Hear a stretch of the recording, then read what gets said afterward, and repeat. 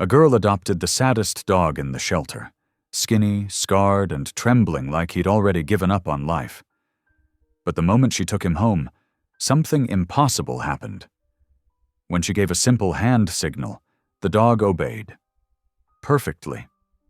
Like a soldier waiting for orders. Then a stranger showed up at her door, claiming the dog wasn't just a rescue, but a missing hero. And the people who lost him? They'll do anything to keep the truth buried. As she digs deeper, strange men start following her. Her house burns down, and the dog she tried to save might be the only one who can save her. The whole country will soon know what this girl uncovered. But by then, it might be too late. Was it just fate that brought them together, or a secret someone was willing to kill for? Drop a comment below and share which part of the world you're tuning in from today. If you enjoy stories like this, don't forget to subscribe for more. Tierney Oaks did not plan to bring a dog home that day. She went to the county shelter with a camera bag, a deadline, and a small hope that a quiet, human interest piece might rebuild a reputation that felt cracked in the middle. The morning smelled like bleach and damp concrete.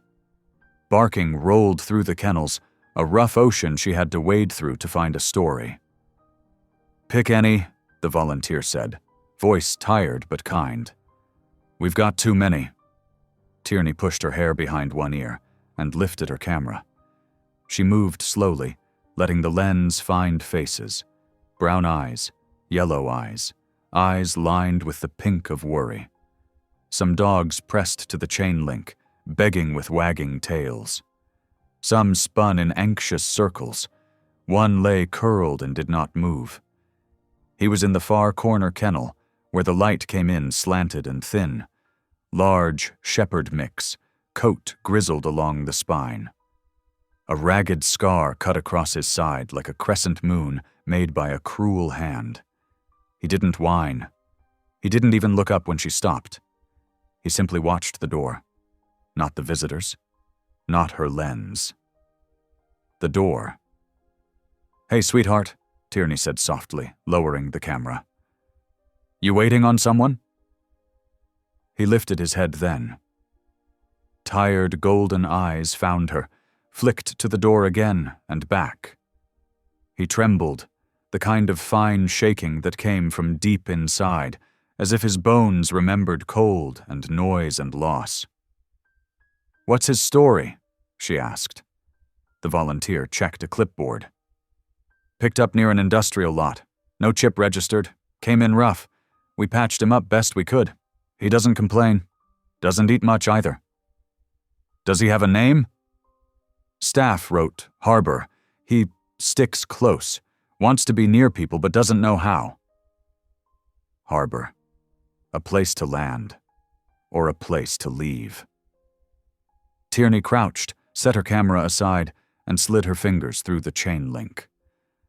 The dog stood, hesitant, then took a small step forward. He sniffed her knuckles and froze, as if the act itself might be punished. "You're safe," she whispered. She knew better than to say it like a promise.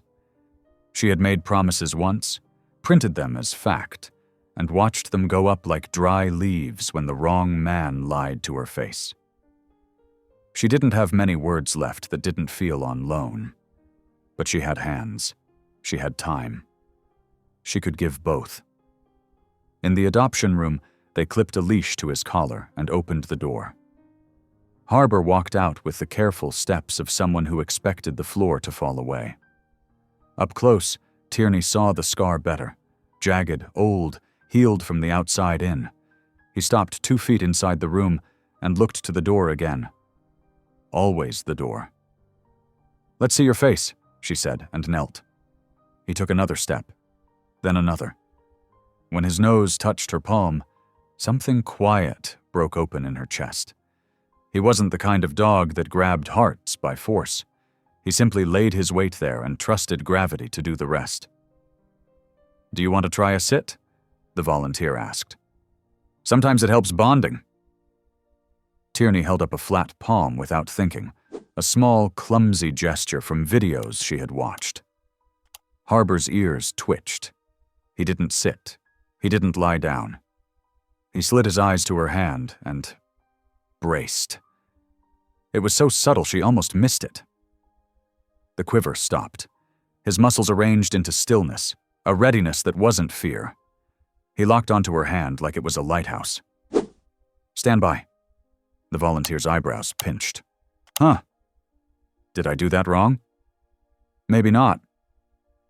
They filled out forms, signature after signature that felt heavier than they should, and walked to the parking lot.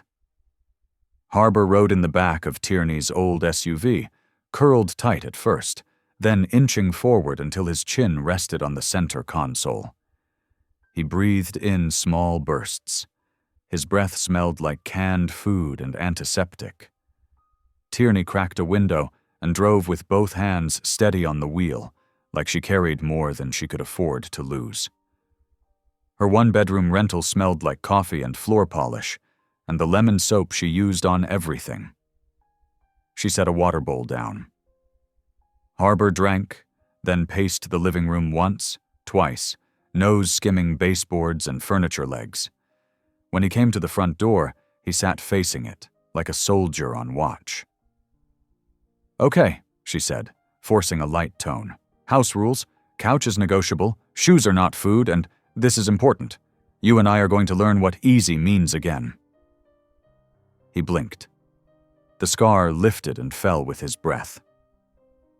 Tierney set the camera on the table, told herself she'd unpack it later, and found the bag of food. The first handful went untouched. The second he ate slowly, as if each kibble came with a memory he needed to swallow too. When the afternoon light turned warm, she took him into the small backyard. A high fence boxed in a rectangle of worn grass and stubborn dandelion. A siren moaned 2 streets over. Harbor stiffened. His head rose. Not fear. Focus. Tierney held out 2 fingers. The same accidental gesture from before, and spoke without thinking. "Stand by." Harbor stacked his feet and stilled, eyes on her hand. No twitch, no shake. He wasn't a dog waiting to bolt. He was a dog waiting for orders. The air changed inside Tierney's chest. She felt it like a pressure drop before a storm. She tried a few more simple motions. Palm down. He froze, point to the ground. He lowered his belly, legs tucked, not a sloppy lie down, but a clean fold. She felt foolish and thrilled and a little afraid. "Who taught you that?" she breathed. She set her phone against a flower pot and hit record. She kept her voice steady and soft. No tricks, no showmanship. Just a girl in a small yard and a dog who moved like the world might break if he moved wrong. When she finished, she watched the clip once. The audio picked up a train horn and a neighbor's laugh. The dog looked steady and grave and beautiful. Her fingers hovered. She had sworn off quick uploads and hot takes.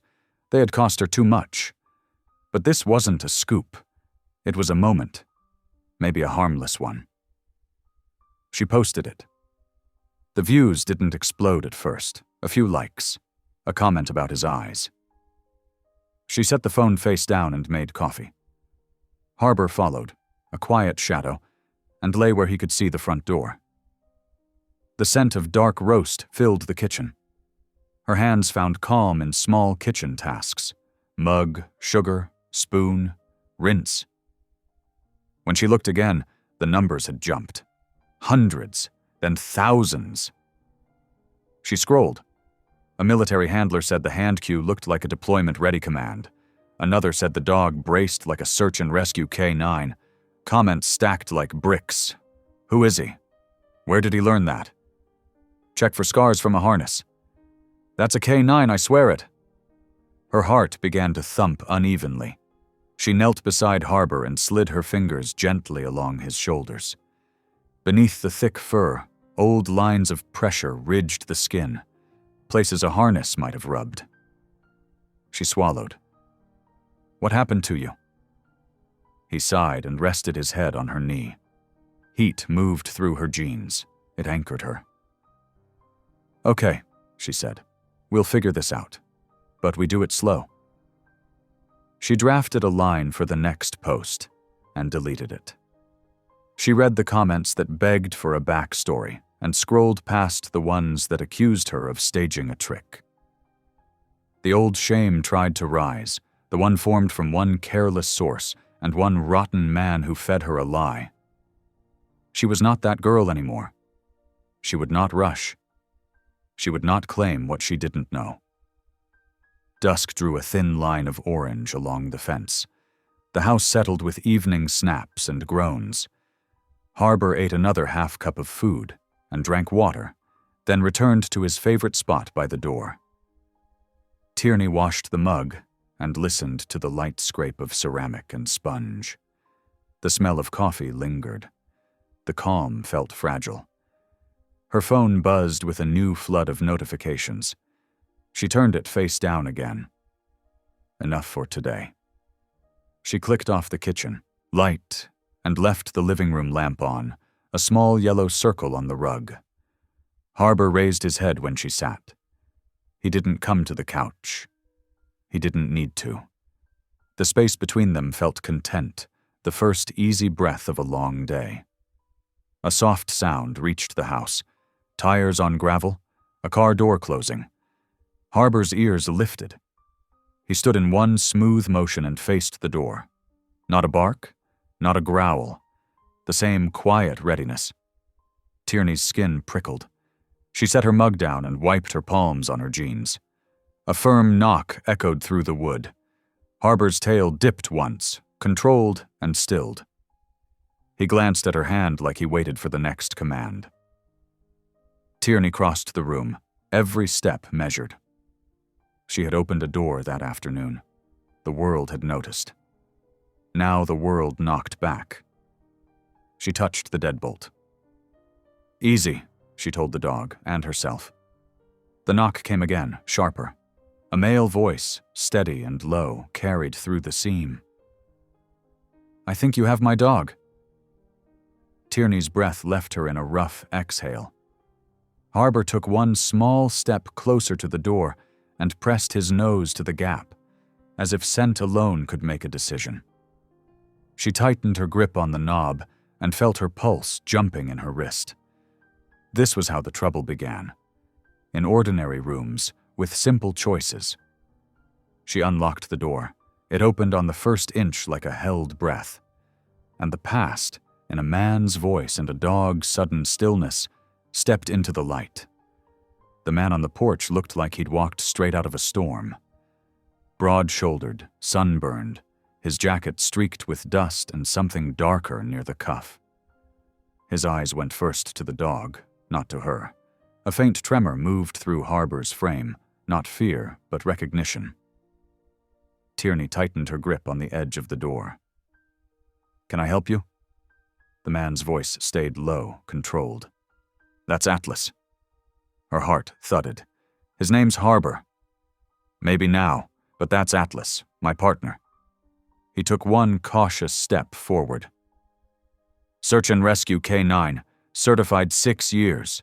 Disappeared after a warehouse fire last spring. The department called him dead." Harbor pushed his head through the gap between her legs and the doorframe, tail unmoving, ears tipped forward. The man exhaled like a prayer. He remembers. Tierney's instincts, the ones that once told her when a story hid teeth, flickered to life. "If that's true, why come here now?" He took off his cap, running a hand through rough brown hair. "Because of that video. You gave a stand-by signal. Only trained handlers use it. Nobody else would know." Tierney kept the door half closed. The world had a way of punishing her for quick trust. "If you're law enforcement, show me proof." He pulled out a worn badge holder, edges scuffed from use. "Boone Riker, suspended K9 unit, Lincoln County Rescue." Suspended? She asked. Whistleblower, he said simply. Equipment went missing after that warehouse. Fire, gear, dogs, records. I said it wasn't an accident. They didn't like that. Tierney looked at Harbour. The dog had pressed close to the man's boots now, sniffing the hem of his jeans, tail trembling like it wanted permission to wag. Her throat tightened. Come in. Inside, Boone crouched. He held out a hand but didn't reach too far. Atlas, he said, voice soft, careful. Stay. Harbour's body shifted. Then he moved exactly as commanded, lowering his chest to the floor, eyes alert. Tierney's breath caught. There was no mistaking it. Something real passed between them. When Boone looked up, his face was equal parts joy and grief. You found him. Tierney crossed her arms, still defensive. I didn't find him. He was in a shelter. Nobody claimed him. They couldn't. Records were wiped clean. Boone's jaw tightened. Someone wanted it that way. She studied him. The burned cuff. The sleepless eyes. He wasn't dangerous. He was desperate. The kind of man who carried a loss too heavy to put down. What happened at that fire? She asked. He hesitated. Warehouse belonged to a city contractor. Night shift was inside when it went up. One responder died. Atlas and I went in for survivors. We pulled out 2 before the roof collapsed. When I woke up in the hospital, they told me he never made it out. His voice cracked but steadied. I went back later. Couldn't find a trace. I thought I failed him. Tierney knelt beside the dog. He's been through something bad. He won't sleep unless he faces the door. Always kept watch. Boone reached out and scratched behind one ear. The dog leaned in, a low, relieved sound rumbling from his chest. The moment felt too intimate, like she was watching a reunion between souls who'd seen the same fire. Why would anyone hide a dog? She asked finally. Boone stood, his expression hardening. Because that fire wasn't faulty wiring. Someone started it. The dog saw things. Maybe someone made sure he'd never be found. Tierney's pulse quickened. You're saying a cover-up. I'm saying someone powerful didn't want questions, and now you've made him public again. The words hit her like a thrown stone. The video. Millions of views climbing by the minute. She rubbed the back of her neck. You think someone's watching? I'd bet on it. A cold gust pressed against the windows. Tierney felt suddenly small in her own living room. Boone stepped toward the door. Lock up. If anyone comes asking about intake records, don't answer. She frowned. Intake records? You think the shelter's in on it? I think the people who own it are. Who owns a county shelter? He met her eyes. The same man who owned that warehouse. Tierney's mind connected names like sparks. Wade Larimore, councilman, real estate magnate, philanthropist. His name was on half the city's charity banners. I know that name, she said slowly. He funds the shelter. Boone nodded grimly. Exactly. Follow the donations. You'll see where the ashes lead. He turned for the door. Keep him safe tonight. I'll be back. Tierney wanted to ask where he was going, but the look in his eyes told her he didn't sleep much and didn't intend to start now. When he left, Harbour whined softly and circled near the door, unsure. I know, she said. Me too. That night, she sat at her laptop, the glow painting her face pale blue. She typed Larimore's name and scrolled through donation lists, city records, property transfers. His company had owned the burned warehouse.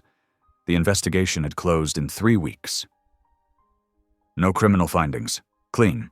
Too clean. Her stomach clenched. The screen's reflection showed her own face, determined and afraid.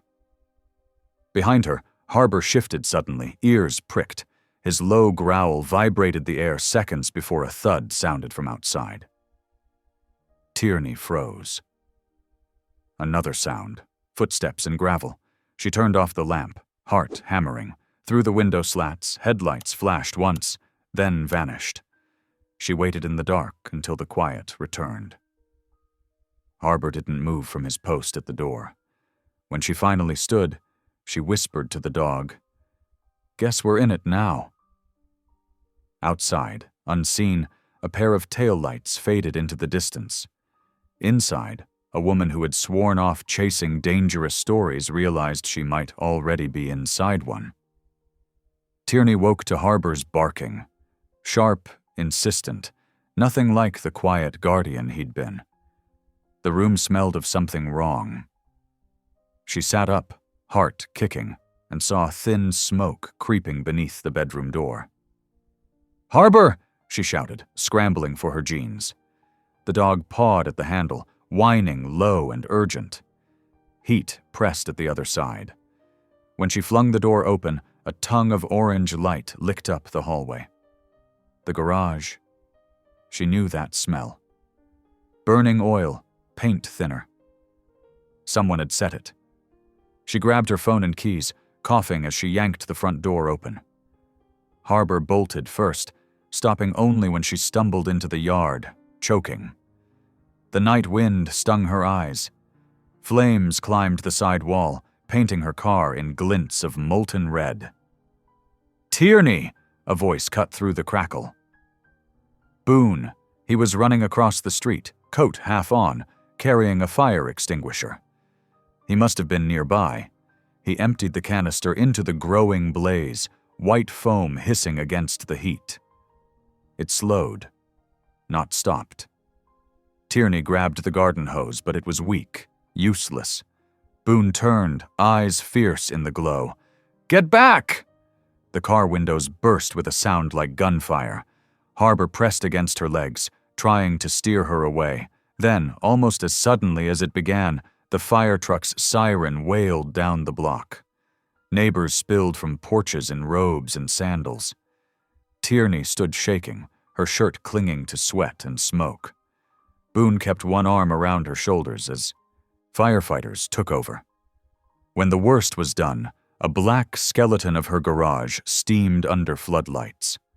The fire chief asked questions. She answered in fragments. No, she didn't leave anything running. Yes, she smelled gasoline. Boone's hand stayed steady on her back. "This wasn't random," he said once they were alone again. "They're sending a message." "Who?" she asked, voice raw. He looked toward the dark horizon. "Laramore's people. You made the dog visible. That makes you visible." Tierney stared at the ruin. Charred beams, warped tools, melted glass. Her camera case, the one she'd left near the door, was half burned. She pulled it free, coughing as soot covered her hands. The camera inside was cracked but salvageable. She held it like something alive. "I didn't sign up for this," she whispered. "I know." Boone's tone softened. "But you did the right thing. You got him out. Both of you." Harbor sat nearby, watching the house with the same stillness he'd shown that first day in the shelter. Boone crouched beside him. "You did good, partner," he murmured.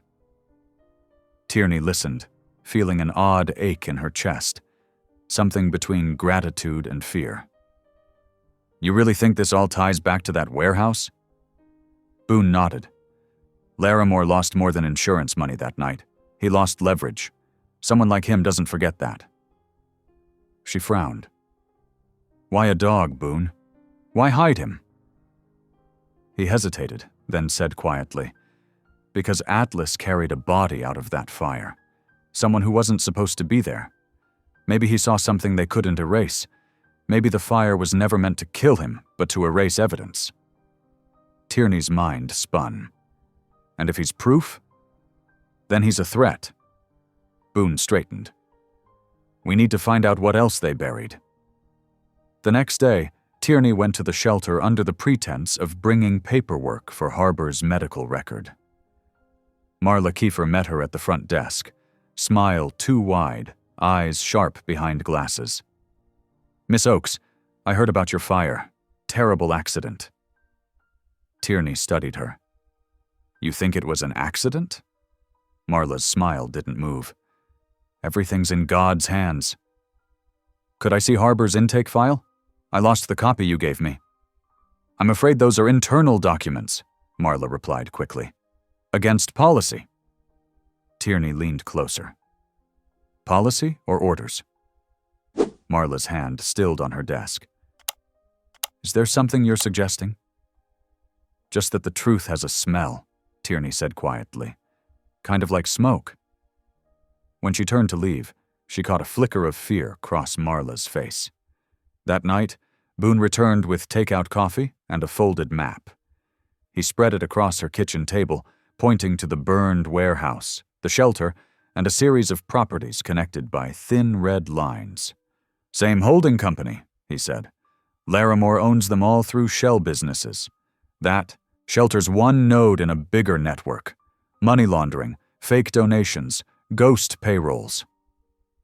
Tierney traced the lines with her fingertip. "And the fire?" "Insurance payout. Wipe records, pocket millions."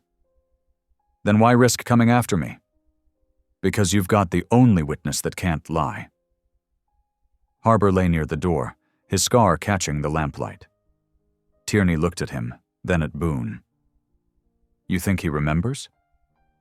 "Dogs remember scents, faces, voices. If he ever smelled that arson site again, he'd know." Tierney's breath caught. "So we take him back there?" Boone shook his head. "Too dangerous. We get evidence first." A soft knock interrupted them. 2 gentle taps, then silence. Boone drew his gun instantly. Tierney froze. He peered through the curtain. No one there, but an envelope lay on the step, sealed and blank. Boone opened it carefully. Inside, 1 photograph. The shelter, taken that morning. In the corner of the frame stood Tierney, her back turned. He flipped it over. 3 words scrawled in black ink. "Leave it alone." Tierney's blood ran cold. "They're watching us." Boone looked at her with grim certainty. "Then we make them watch the truth." Outside, wind carried the faint scent of smoke again. Ghost of a warning, or a promise. The morning after the fire, Tierney stood in her yard, staring at what was left of her garage. The air still smelled faintly of burned plastic and ash.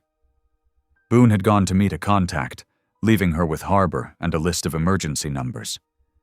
She hadn't slept much. Every creak of the house felt like a footstep. She crouched and touched one of the blackened beams. Her fingers came away gray. The weight of it, the attack, the silence afterward, sat heavy in her chest. Whoever did this didn't want her curious, which meant she was close to something worth burning for. Harbor brushed against her arm and leaned his head into her palm, as if grounding her. She managed a thin smile. "We're not done yet, buddy." That afternoon, Boone returned with 2 coffees and a folder of papers. "You were right to push Marla. Her name shows up on Larimore's payroll 3 different ways: animal welfare director, property consultant, and something called safety contractor." Tierney frowned. "She's triple paid by the same man?" "On paper, yeah. It's how they wash donation money. I've seen this setup before." He slid a page toward her. "Look here. After the warehouse fire, her shelter got a renovation grant. Exact same week the insurance check cleared." Tierney rubbed her temples. "So the shelter's not just a front for lost dogs. It's a front for fraud."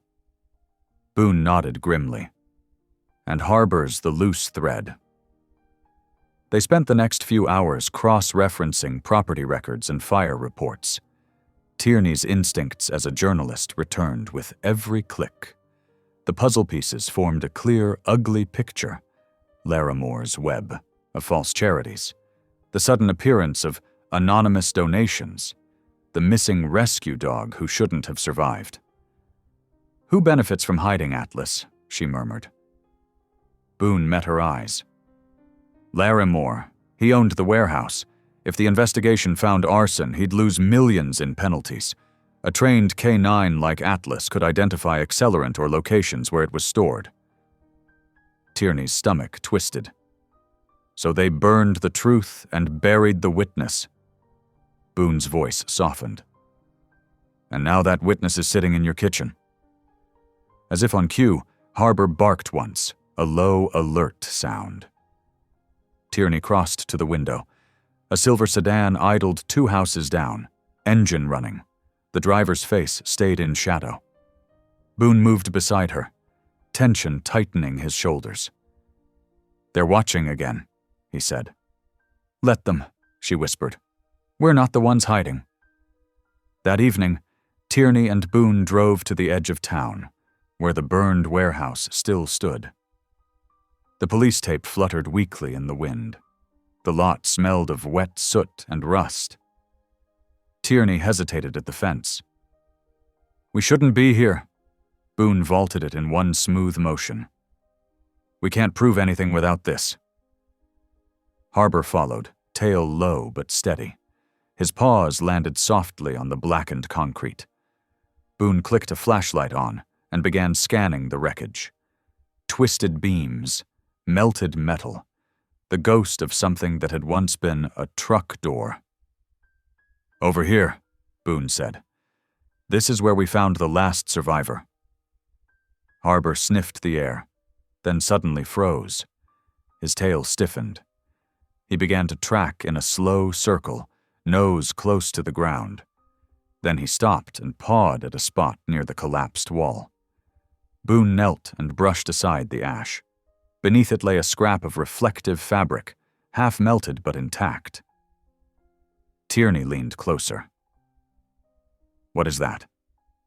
Boone turned it over in his palm. Department-issue turnout gear, not standard for warehouse employees. You mean a firefighter? He nodded grimly. The one who died. His name was Ephraim Doss. Tierney's head snapped up. The custodian at the shelter has the same last name. Boone's eyes sharpened. That's not coincidence. They left before dawn, the scrap of fabric sealed in a plastic bag. Back at Tierney's kitchen table, they spread everything out.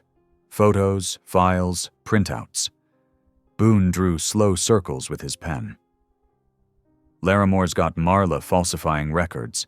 Ephraim Doss lost his wife in that fire.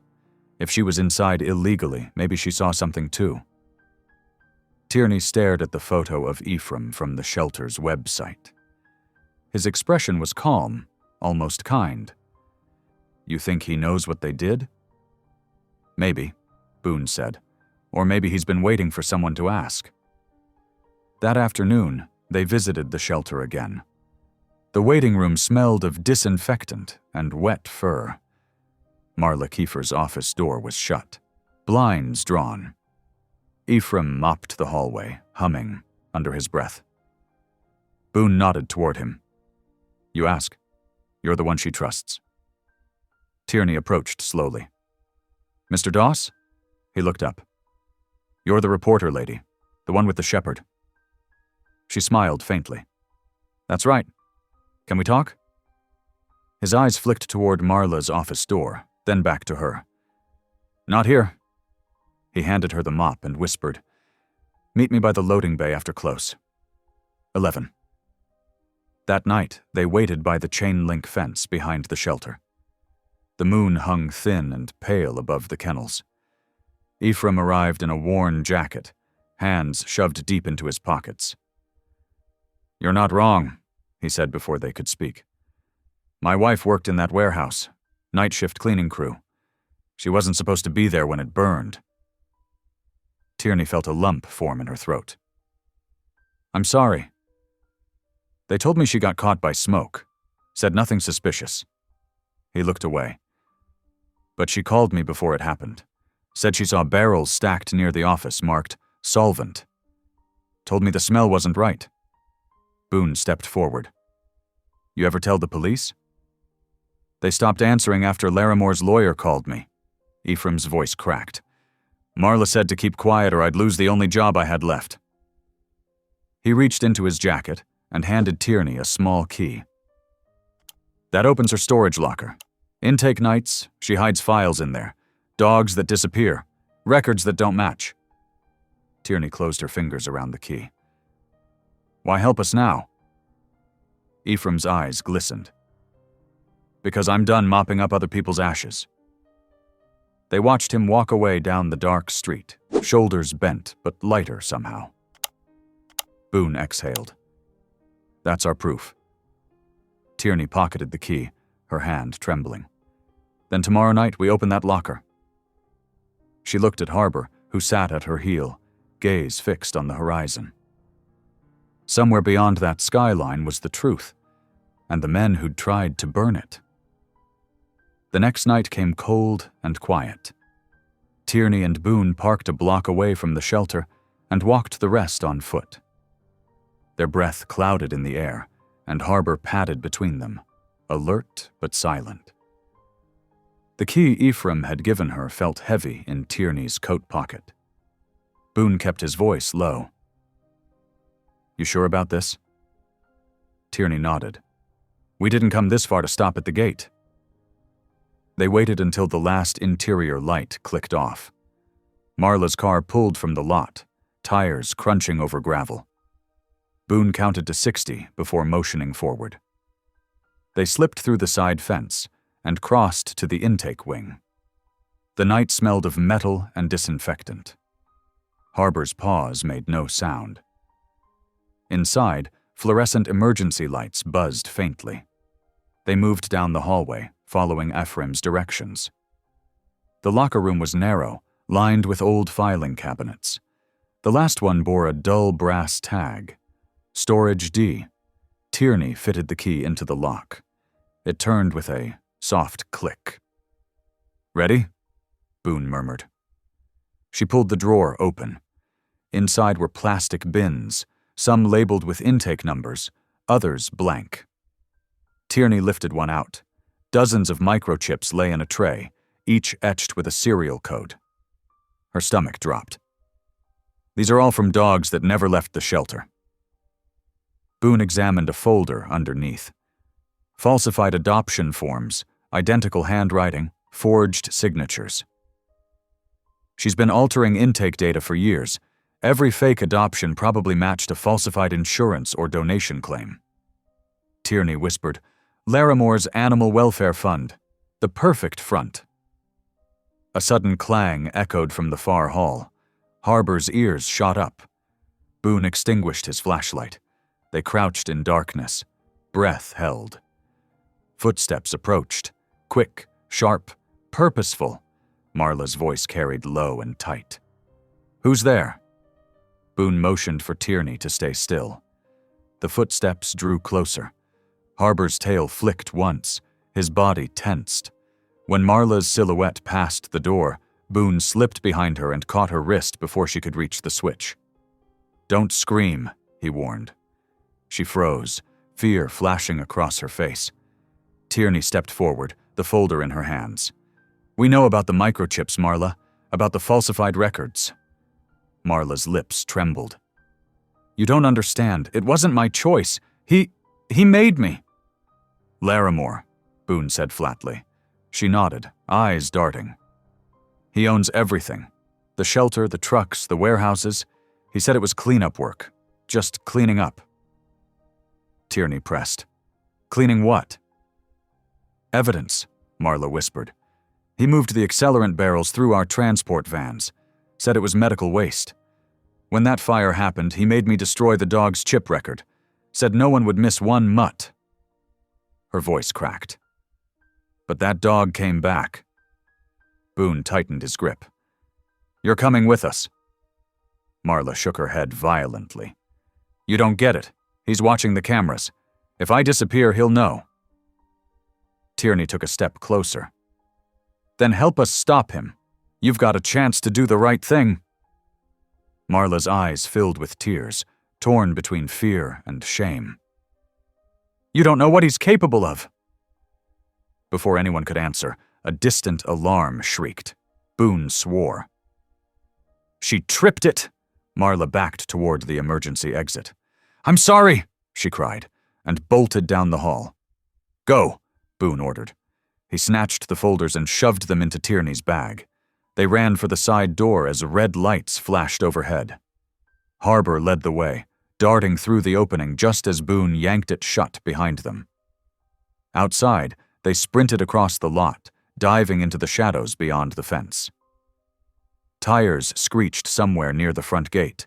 2 black SUVs slid into the parking lot, headlights sweeping across the building. Tierney's chest burned. They're here already. Larimore's men, Boone muttered. We move now? They ran until the shelter lights vanished behind them. At last they reached the car. Boone tossed the evidence folder into the back seat. We've got what we need, but now they know we have it. Tierney slumped against the passenger seat, adrenaline trembling through her arms. Marla's terrified. She'll tell him everything. Boone started the engine. Then we stay ahead. Find a way to make this public before he buries it again. Back at Tierney's house, she spread the stolen documents across the kitchen table. Her hands shook as she flipped through pages, lists of microchip codes, falsified adoptions, transfer invoices linking Larimore's shell companies to fire recovery funds. Boone's expression hardened. This proves he used the shelter to launder money from that warehouse fire. But it's just paper, Tierney said. He'll call it forged. Then we need proof no one can fake. Boone's gaze slid to Harbor. He was there that night. His old chip might still trace back to the original rescue unit. Tierney frowned. Can we scan him? Boone nodded. If Larimore replaced the chip ID, there might be scarring. We'll take him to a private vet in the morning. No records, no questions. Tierney looked at the dog, lying calm beside her feet, eyes steady. He'd risked everything by surviving. And now so had she. Boone leaned on the counter, his voice low. They're going to push back hard. Larimore won't lose quietly. Tierney folded one of the forged papers and met his eyes. Then he picked the wrong woman to scare. For a long moment, neither spoke. The only sound was the hum of the fridge and Harbor's slow, rhythmic breathing. Outside, the night was silent. But somewhere far away, a phone buzzed in a dark office. Wade Larimore watched the grainy security footage of Tierney's break-in. His smile was thin, practiced, and cold. So, he murmured, the girl wants to play reporter again. He clicked off the screen. Let's see how she handles a real fire. The vet clinic was quiet that morning, tucked behind a hardware store on the edge of town. Boone had called in a favor. No questions. Cash only. The old veterinarian, Dr. Merrill, was half retired and used to lost and found cases that came with secrets. Tierney waited in the exam room while Harbor lay on the table, calm but watchful. Boone stood near the door, scanning the parking lot every few seconds. Dr. Merrill adjusted his glasses. He's a fine animal. You said you wanted a microchip scan? Yeah, Boone said. There might be 2. One original, one fake. The old man lifted the scanner. It beeped once, then again in a slightly different tone. Merrill frowned. You've got overlapping signals. One's been deactivated. Tierney leaned forward. Can you tell what the old one was? The vet worked in silence for a few moments, reading the faint code that appeared on the screen. It's not local. Federal Registry. Search and Rescue Division, Region 12. He looked up. That means your boy's officially a government asset. Boone's jaw tightened. Then Larimore didn't just commit fraud. He tampered with federal property. Tierney felt the weight of it settle in. Which means we've got proof. Dr. Merrill looked from one to the other. If you're planning to stir that hornet's nest, be careful. Men like that, they don't burn just buildings.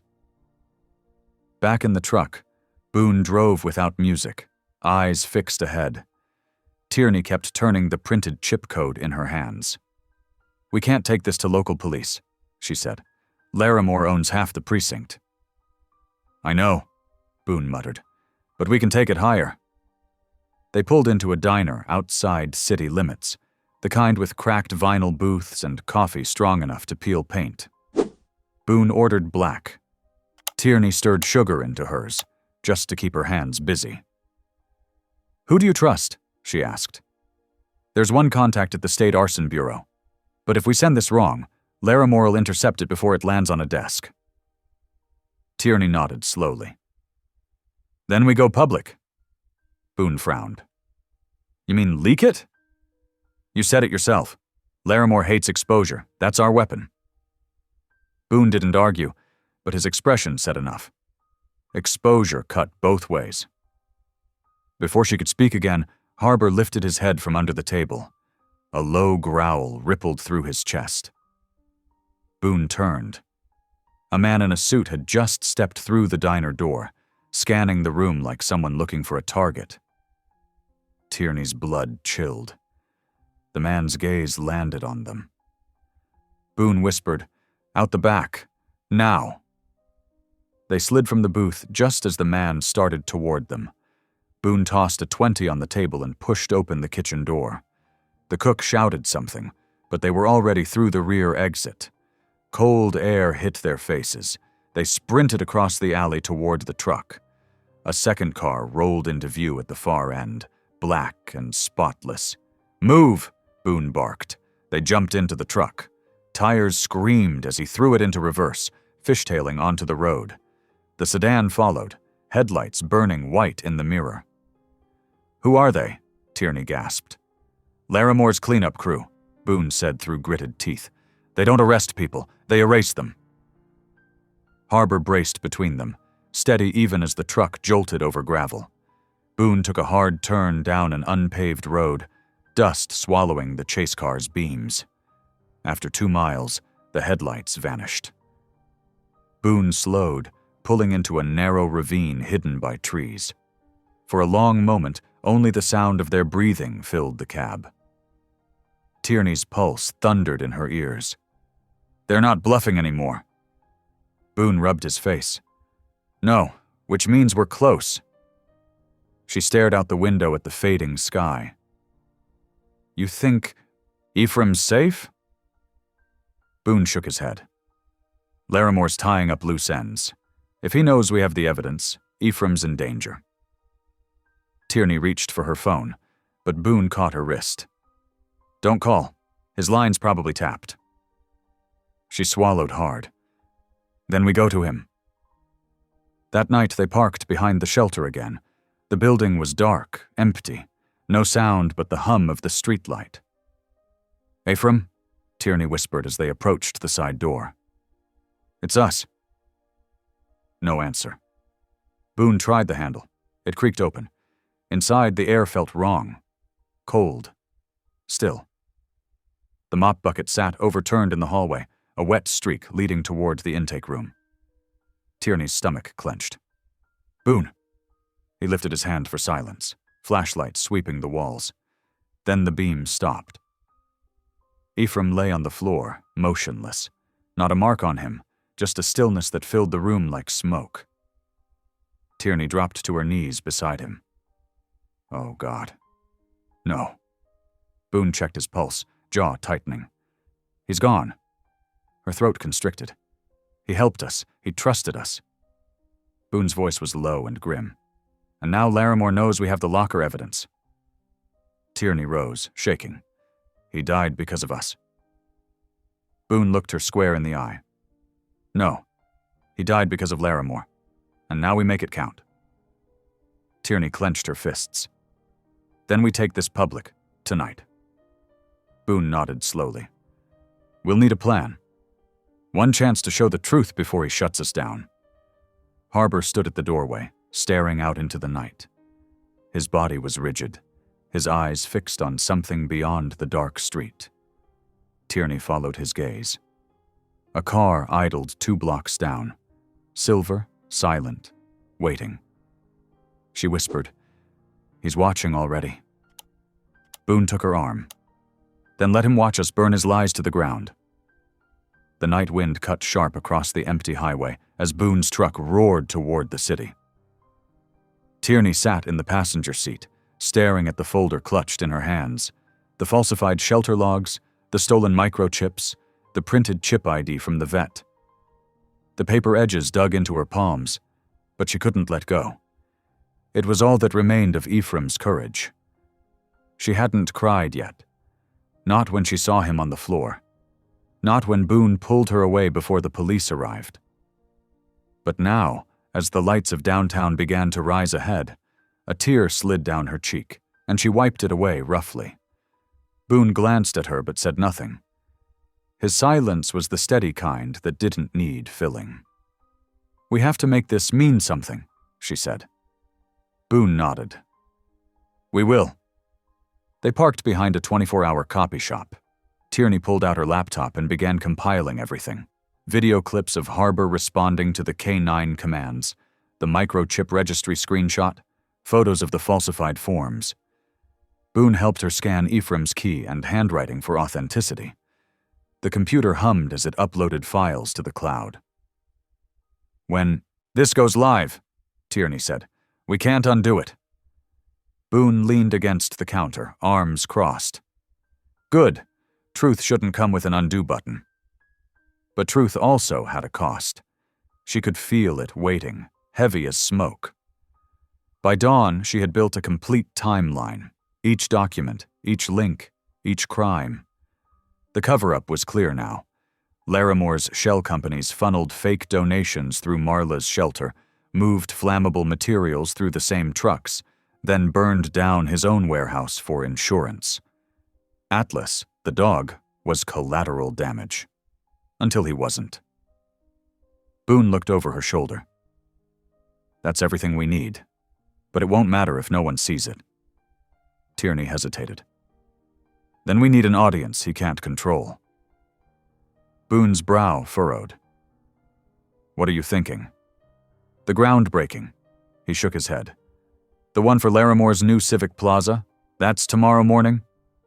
"Exactly. Press, cameras, investors. He won't risk a public scene. That's where we hit him." Boone stared at her for a moment, then slowly nodded. "You want spectacle? You'll get it. But we'll need the footage to hit online at the same time." "I can set a timed upload," Tierney said. "When I go live on stage, the files go public." Boone looked almost proud, then grim again. "We'll be standing in his den. He'll fight dirty." "I've been burned before," she said softly. "I survived." He studied her, then reached across the table, resting his hand briefly over hers. It wasn't a romantic gesture. It was grounding, an anchor between two people who'd both carried too much loss. When morning came, the city square was a sea of polished steel and banners. Laramore Development, building tomorrow's hope. Reporters milled around with cameras. Politicians smiled for photos. Tierney wore her old press badge on a lanyard. Boone stood by the equipment truck with Harbor, keeping out of sight. Laramore took the stage with a smile that didn't reach his eyes. "Friends, today marks a new chapter in our city's growth." Tierney's pulse thudded in her throat. Every word felt like acid. She waited until his assistant nodded at her, the independent journalist who would live-stream the event for social media. Perfect cover. She adjusted the camera, checked the mic, and pressed record. The feed went live. Boone watched the time on his phone. The scheduled upload would trigger in 3 minutes. Tierney stepped forward. "Councilman Laramore, before we begin, I have a question for you." Laramore turned, his smile fixed. "Of course, Miss Oakes. Always glad to see local media take interest." She held up the microchip ID printout.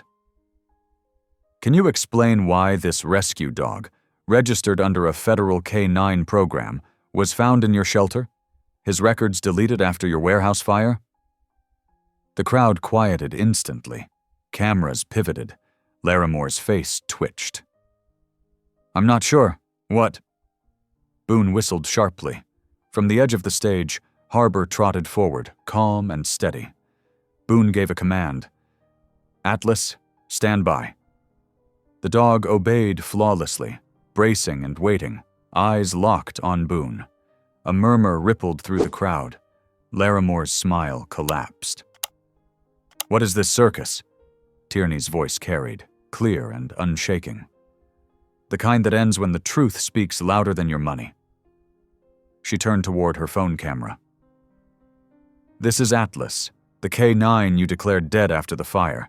This is the evidence your foundation forged to cover up arson and theft. Gasps echoed. Larimore lunged forward, hand outstretched as if to block the lens. Shut that off. Boone stepped between them. Touch her, and this crowd sees what kind of man you really are. A sudden motion behind Larimore.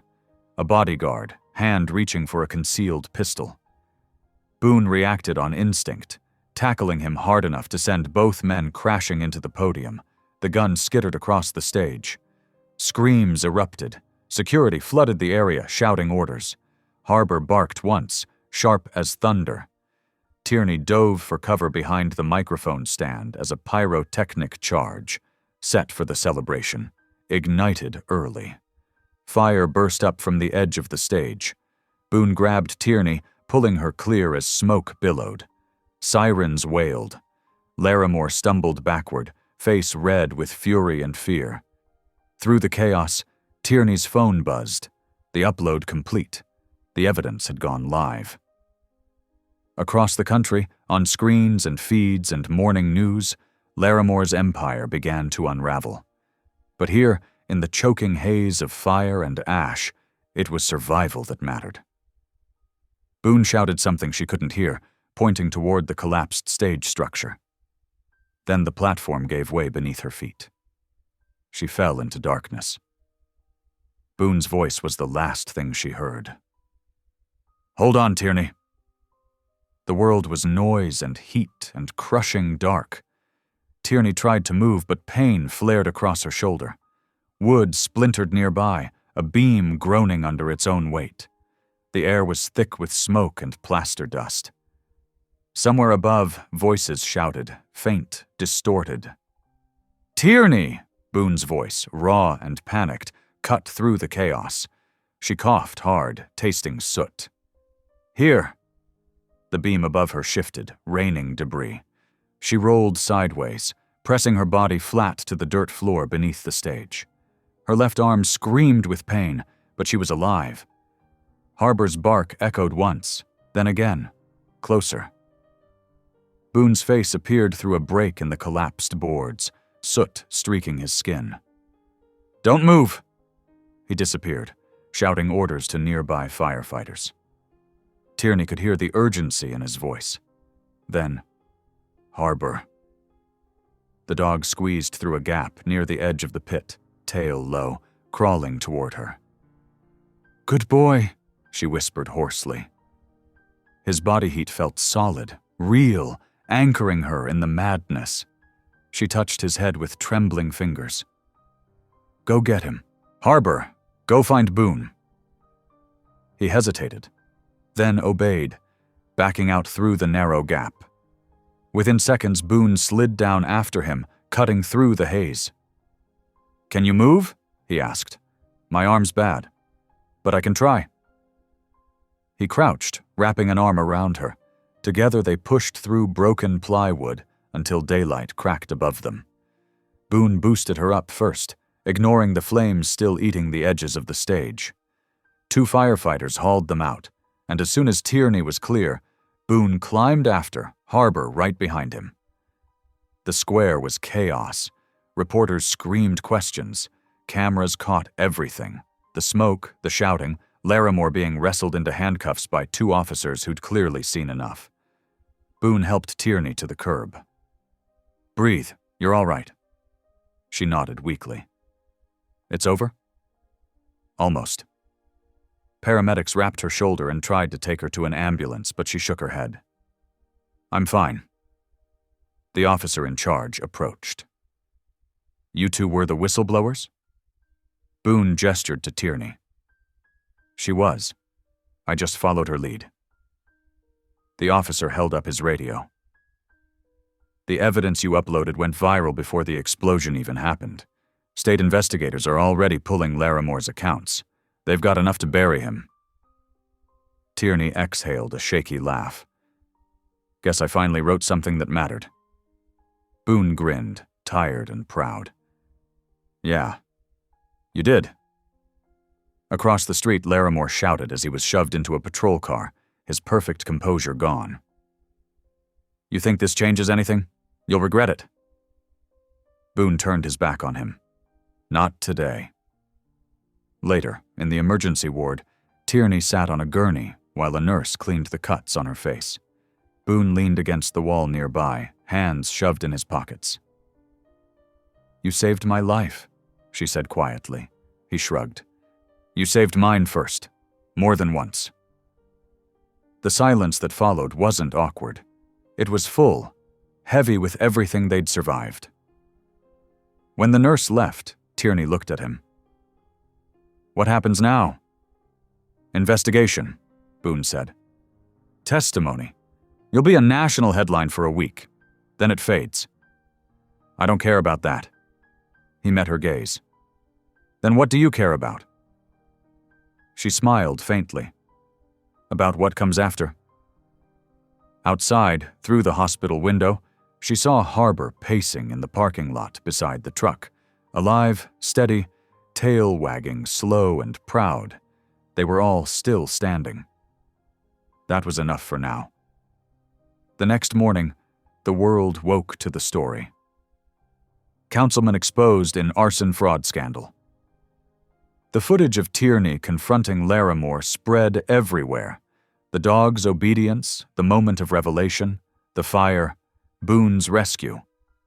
Reporters camped outside the hospital, but Tierney avoided interviews. She'd already said everything that mattered. When they were discharged, Boone drove them out of the city, up into the foothills where the smoke cleared and the air smelled like pine and snowmelt. They stopped at an overlook. Tierney climbed out slowly, shoulder still bound. Feels like we've been running for years. Boone nodded. You can stop now. She looked at him. You? I might stick around, he said. Got a good dog again. Could use a reason to stay put. Tierney laughed softly, the sound half relief, half disbelief. You're terrible at goodbyes, you know. Never learned how. She turned toward the horizon. The morning light cut through the clouds, soft and gold. Harbor sat between them, head tilted, waiting for a command that didn't need words. Tierney reached down, brushing her hand over his fur. You're home, she whispered. Boone looked at her. Really looked. And for the first time in years, something in his expression eased. We all are. In the distance, a single siren wailed, and then faded into silence. The past had burned itself clean. 3 days later, the city breathed again. Laramore was in custody, his empire burned to ashes of its own making. Tierney stood on the courthouse steps with her arm in a sling, Harbor resting at her feet, Boone beside her. Reporters shouted questions, but she didn't answer. The truth was already louder than any headline. Boone looked at her. It's over. She nodded. For him, not for us. They drove out of the city toward the hills, where quiet lived. At a ridge overlooking open land, Harbor ran free for the first time, tail high, scar gleaming in sunlight. Boone watched, smiling softly. He finally knows he's safe. Tierney glanced at him. So do we. They stood together as the wind brushed through the grass, peace settling like dusk. After fire and fear, there was only stillness, honest Earned and new. Home at last. Spring warmed the hills, washing away the last scent of smoke. Tierney and Boone rebuilt the old barn, turning it into a refuge for dogs like Harbor. Lost, scarred, but still brave. Harbor ran through tall grass, tail high, finally free. Boone rested a hand on her shoulder. "Think we've earned some peace?" Tierney smiled, more than we ever thought possible.